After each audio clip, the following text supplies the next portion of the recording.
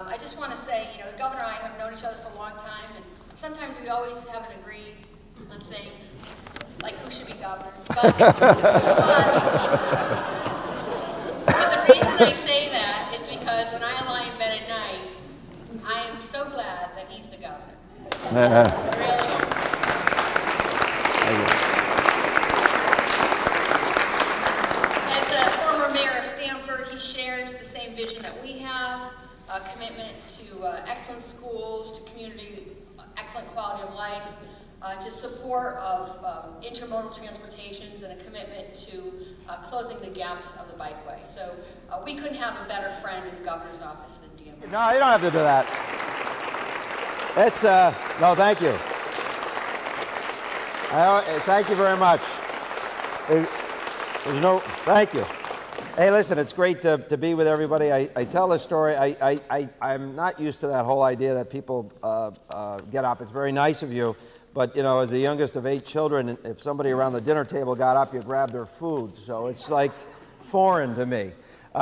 It's great to be with everyone. This is actually the second time that I have attended one of these meetings. A number of years ago, you had a meeting at the Italian Center in Stamford, Connecticut, during which time I was mayor, and I was more than happy to appear with you.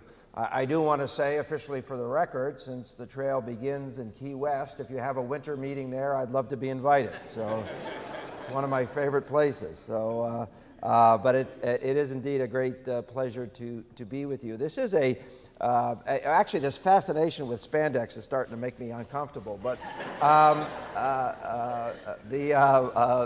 but it's great to be with everyone. This is a concept that I have embraced. The trail, 3,000 miles long, going from Key West to the Canadian border, with some wonderful byways as well, is something that you all have been carrying on your back for a number of years.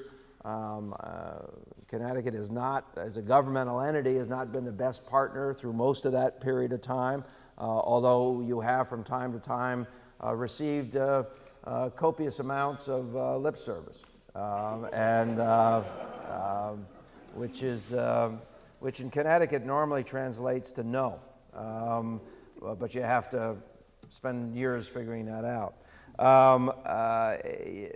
Mention was made previously of what I did try to do in Stamford, specifically with respect to the Greenway, and that was to propose that Stamford would house a trial trail on the Merritt Parkway, running from High Ridge Road to Newfield. Now, those names don't mean a whole lot to you, but to a guy who was born and raised and lived in Stamford all his life, it means a lot. High Ridge Road being one of our state highways, technically, a limited access road that intersects with the Merritt Parkway. And we proposed that little stretch to Newfield Avenue because it was the perfect stretch to demonstrate why we should build out a trail on the Merritt. It's the right place. It would easily hook up in New Haven to this bike system eventually, if the whole thing was built out. Although we agreed to raise money to pay for it, along with actually, we agreed ultimately to pay for the whole thing as well as its maintenance. If the state would give us permission to use the right-of-way, we could never get permission to use the right-of-way. My 14 years as mayor came and went without ever securing permission from the state government to do that. It would have been separate and apart of the build-out of a whole trail. It would have been a great pathway, hiking and riding in Stamford for our own citizens, connecting some major business areas with residential areas, a couple of main thoroughfares would have allowed people to commute from a residential neighborhood to a business neighborhood where they may have worked. Actually, a major corporate park was on that trail, as well as the Italian Center, as well as a number of other things. It did not come to pass. However, I think in our efforts your efforts and Stanford's efforts, we continue to mount and argue our case and put pressure on the state to move forward with the concept that a right-of-way that was never going to otherwise be used should be pressed into service in some way. Through a lot of pressure, homegrown and otherwise, the DOT, the State Department of Transportation, eventually did put in a grant to the federal government for a feasibility study with respect to the use of the right-of-way along the Merritt Parkway, specifically seeking over $1 million in funding from the federal government to study that corridor.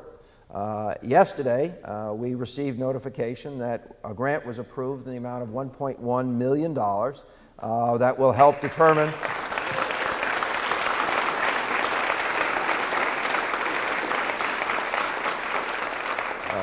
that will help determine the feasibility of a trail the entire length of the Merritt Parkway.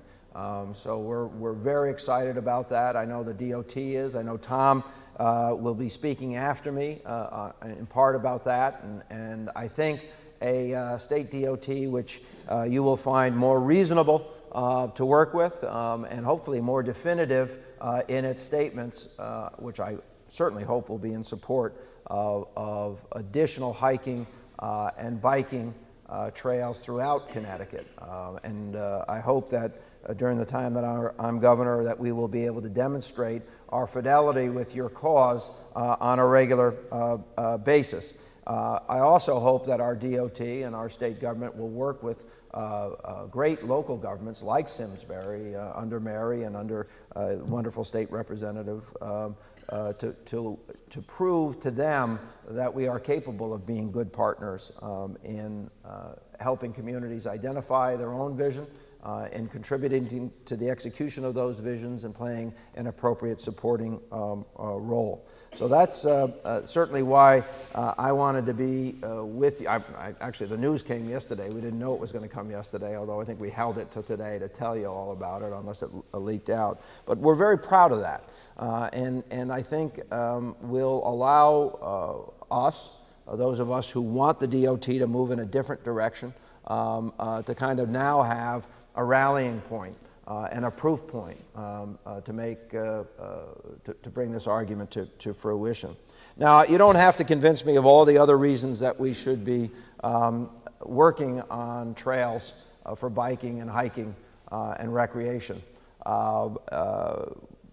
One does not have to have been the mayor of an urban area to understand the difficulties of obesity, particularly amongst children, to understand that we are not getting the message to most of our children, particularly in urban areas, of the necessity of a lifelong commitment to appropriate exercise, as well as protection of their long-term health by maintaining an appropriate weight given their body genetics.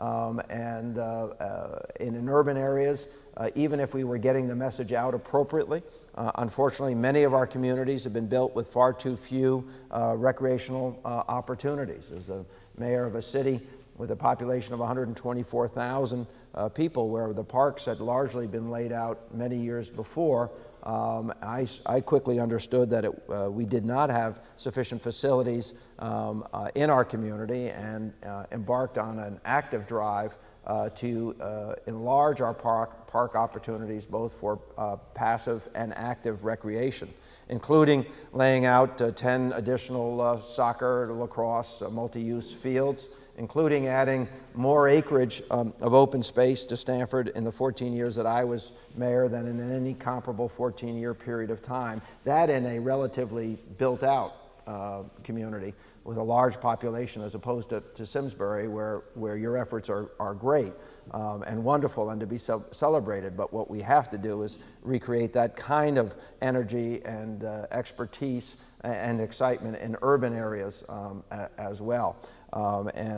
Again, I think your long-term goals to tie all of the eastern United States together is something that we've got to do for so many reasons, not the least of which is the health of our future generations, and to really mark and celebrate what that means to that generation. So for all of those reasons, I was more than happy to accept the invitation to be with you. Well, Governor Malloy, it is East Coast Greenway tradition to celebrate outstanding advocacy and service to our project. And I would like to present you with the East Coast Greenway tile. Well, thank you very much. Thank you. Thanks. Thank you. Of course, this begs the question why I didn't get one the last time I spoke to you.